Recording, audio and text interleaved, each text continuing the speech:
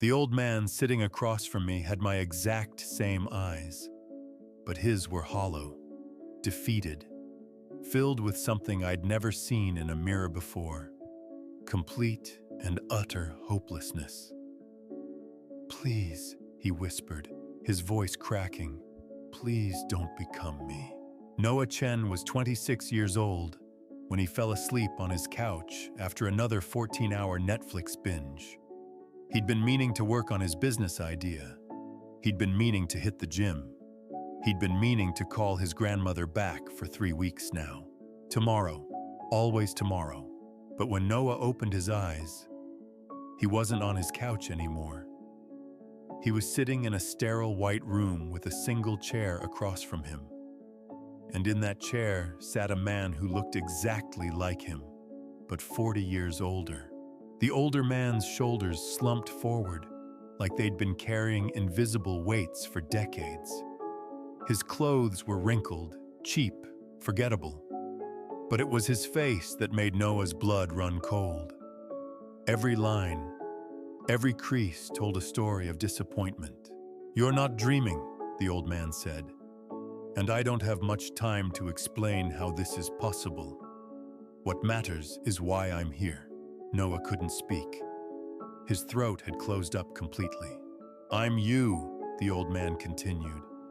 "I'm what you become if you keep living the way you're living right now." Future Noah leaned forward, and his eyes glistened with tears that had been waiting decades to fall.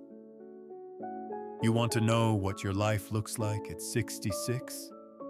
You want to know what happens to all those dreams you keep pushing to next week, next month, next year?" He laughed, but there was no humor in it. Just bitterness that had fermented for 4 decades. That app you wanted to build? Someone else built it. Made millions. You saw the headline 3 years from now and told yourself you could have done it better. But you didn't do it at all. Noah felt his stomach drop. That book you've been outlining in your head since college? Still in your head. 40 years later, still just an outline. You never wrote a single chapter. But I was going to.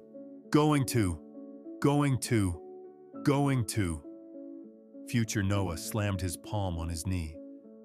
Those 2 words destroyed my entire life. Do you understand? I was going to do everything. I accomplished nothing. The old man stood up slowly, his knees cracking with the effort. He walked to the edge of the white room and stared at nothing. "Let me tell you about fear," he said quietly. "You think fear is this big, dramatic thing, a monster under the bed. But real fear, the kind that ruins lives, it's quiet. It whispers." He turned back to Noah. "It whispers that you should wait until you're ready. That you need more experience, more money, more time. It tells you that starting tomorrow makes more sense than starting today.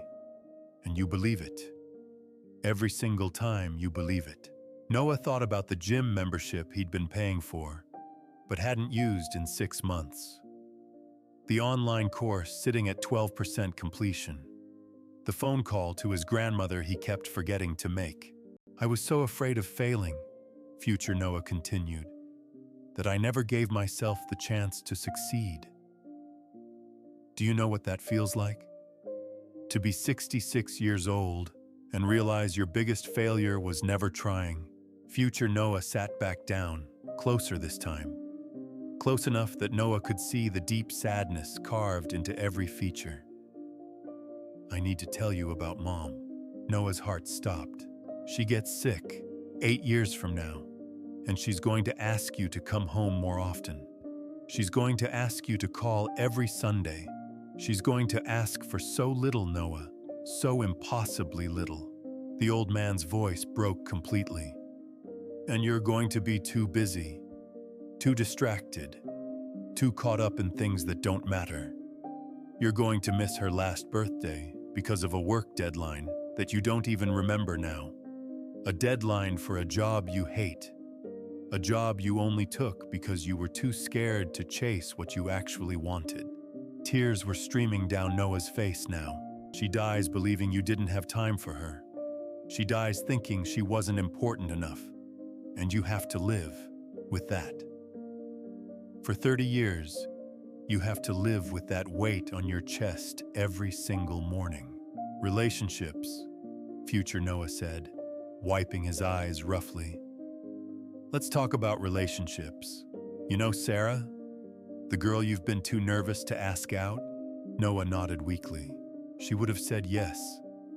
She was waiting for you to say something. For 2 more months, she waited. Then she met someone else. Someone who wasn't afraid. They've been married for 35 years now, 3 kids. She's happy. He paused. You could have had that happiness. It was right there. All you had to do was open your mouth and risk hearing no. But you couldn't do it. The possibility of rejection was scarier than the certainty of regret. Noah wanted to argue, wanted to defend himself. But what could he possibly say? I've been alone for most of my life, future Noah admitted.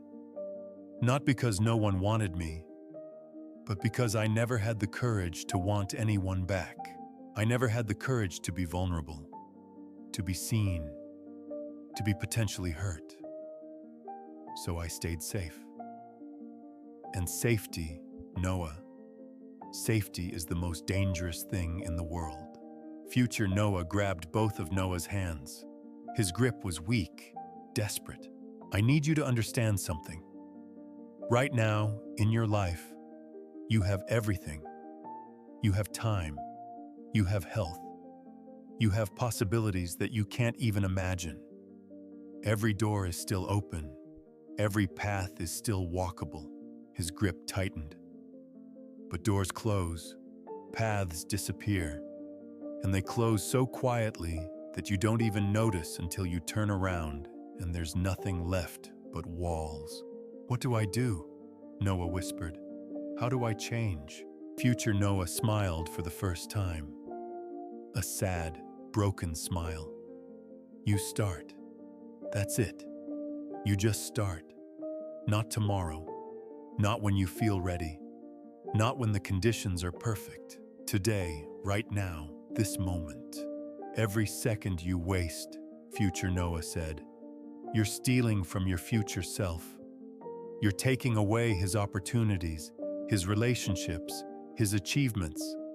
You're robbing him of the life he deserves. Until he stood up again, and the room began to fade at the edges. I can't get my time back. It's gone. Mom is gone. Sarah is gone. The dreams are gone. I'm here at the end of my life with nothing but a collection of what-ifs and I should-haves. The white room was dissolving now. But you still have everything. Please, I'm begging you, don't let fear win. Don't let comfort keep you prisoner. Don't let tomorrow steal what today is offering you. Noah woke up on his couch. The Netflix show was still playing. His phone showed 17 unanswered messages. The gym bag sat untouched by the door. For a long moment, he didn't move. Then he picked up his phone and called his grandmother. They talked for 2 hours.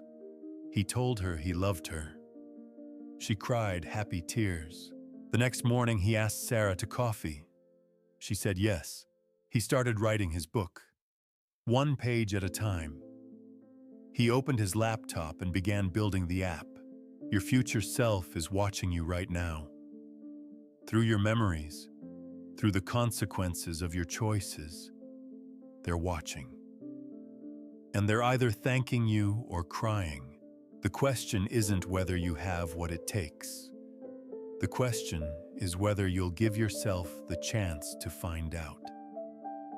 Today. Not tomorrow. Today. What's one thing you've been putting off that your future self needs you to do right now? Tell me in the comments.